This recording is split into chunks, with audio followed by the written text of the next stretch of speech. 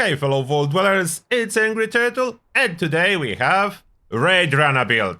Fully spec, maximized for running raids as efficiently as possible with two options when I need to carry it, that's different weapons, or if I do have a good team, so I can use a little bit more efficient weapon that do not require coffee as much. So, let's dive in. The Raid Runner build. First, this is a special distribution before legendary perks. Legendary perks, the follow through here is only really helpful for stage 1, so you are feel free to switch. Unless you are occasionally farming solo the Guardian, then keep it. Other than that, taking 1 for the team and 4 cards for special intelligence, luck, agility, endurance. In my case, I found them the most useful, although the strength would fit too. Maybe one day I'll be running 5 of those. It's so many good perks, but I try to keep 4 so I can change between my builds without messing up with legendary cards.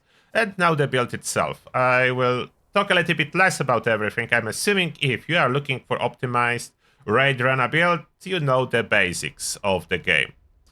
Now, the only problem here, tightly won't. When you spawn into the game, you still need to unequip it and equip it back, but it's worth it. On stage 2, helps a lot, and on stage 4, helps a lot, that spin up is faster.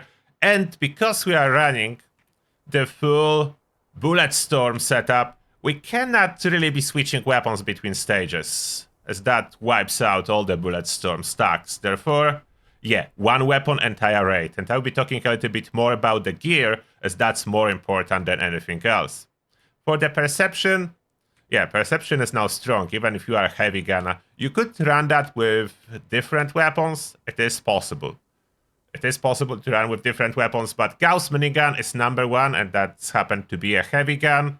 No heavy related perks anymore, or weapon class perks. Those do not really exist, with exception of stabilized. That's for big guns. That's the one last card. Endurance is 15. And that matters. It makes you super tanky, allows to fit in bullet shield.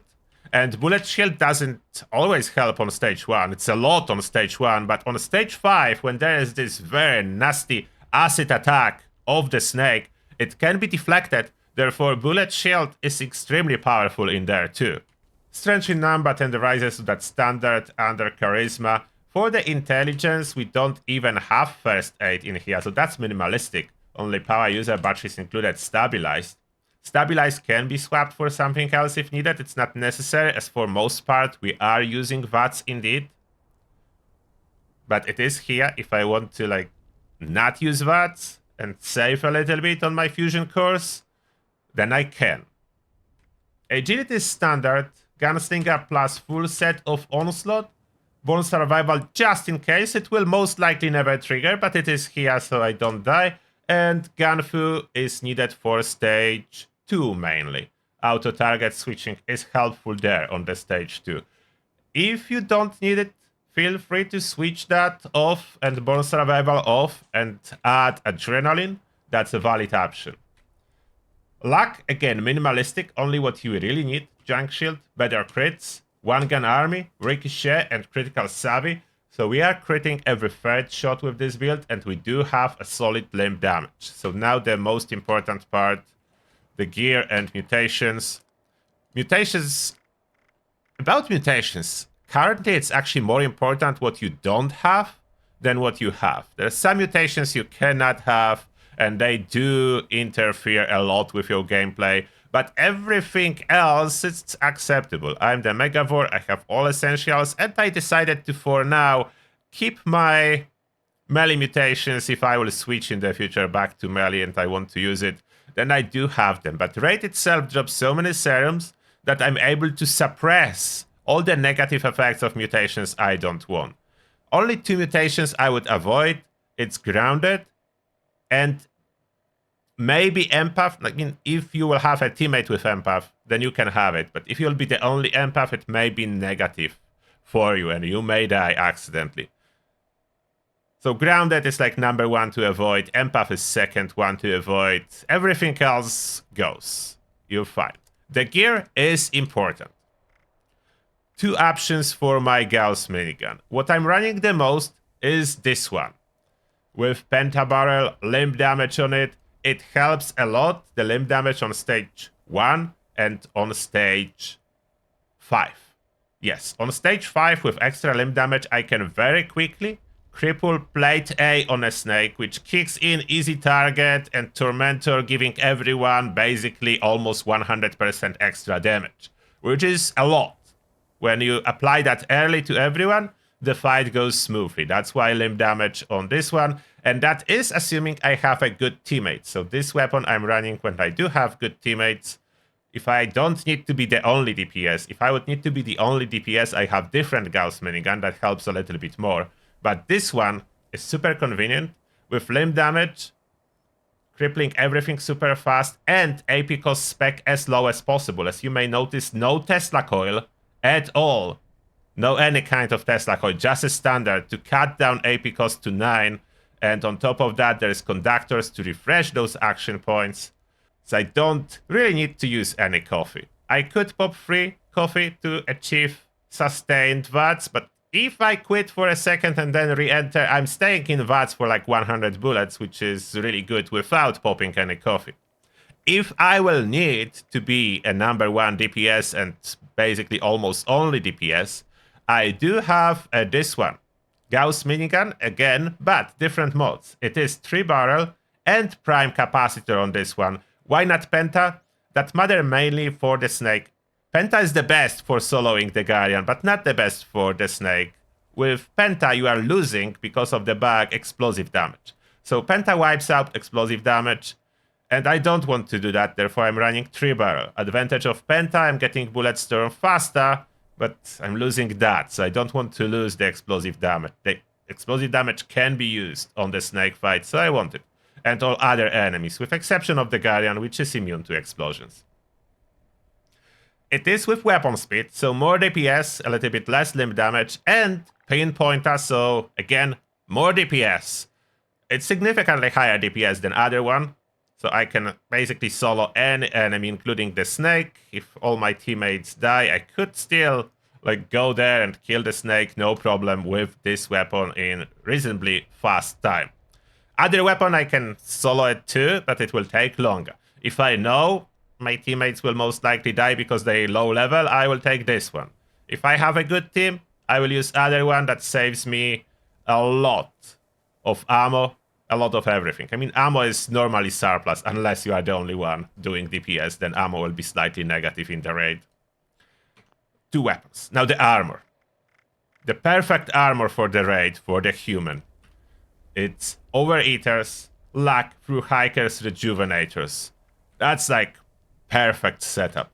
With the extra luck on the 2nd star, I can run quite low luck on the base, and I still have way more than enough luck to do my critical every 3rd shot. So I don't need to worry about that. And luck scales with Ricochet, so this is very helpful. All pieces are the same legendary. Full set of Rejuvenators, I don't need to worry about my health, it keeps being topped up. I only need to spam some Stimpaks if I'm doing the Guardian and it's targeting me. But Raid is dropping way more Stimpaks than I'm using, so that's not too big of a concern. I can absolutely deal with spamming Stimpaks on the stage 1, as that's not a troubleshooters. So stage 1, I will need to spam like 3 to 4 super stims to take a big salvo from the big bad robot. But this is not a problem, as robot will give me all of those super stims back. So absolutely no problem. I'm surplus on Stimpaks. Carry weight, as I do like to carry a lot of stuff. And there is really not any essential combat-related 3-star. You could go Sentinels if you don't care about carry weight, and it will be valid, it will be even more tanky. But in the raid, most of the time you are moving around. You are rarely just being stationary outside of stage 1, where you can. Maybe Snake will force you to relocate sometimes too. And because this is a raid build for the combat part, we'll go and attack the turret. We'll attack the turret, as that's probably the most appropriate for the showcase. I, of course, cannot do entire raid solo. That's not possible, as stage 2 is impossible solo. So let's do the robot. I don't need to stand on the pipe. I have enough range, so I like to stand between the console and the barrier. Light need to be off and we need to crouch if we hope to get some follow-through stacks. And I'm using the Wicca Gauss Mini. That's more than enough, you will see. No Tesla coil in here, conductors. I will not be using any coffee. I will be using a Stimpax for the opening for obvious reasons. Like you can see, it's firing.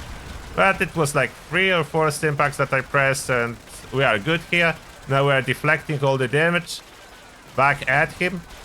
You can see some explosive damage popping up, but it's not doing anything. Those damage are actually not registering. There are floating numbers. But as I said, floating numbers are lying, so that's a problem here. And if I quit VATS for a second, that's okay. I re-enter very quickly.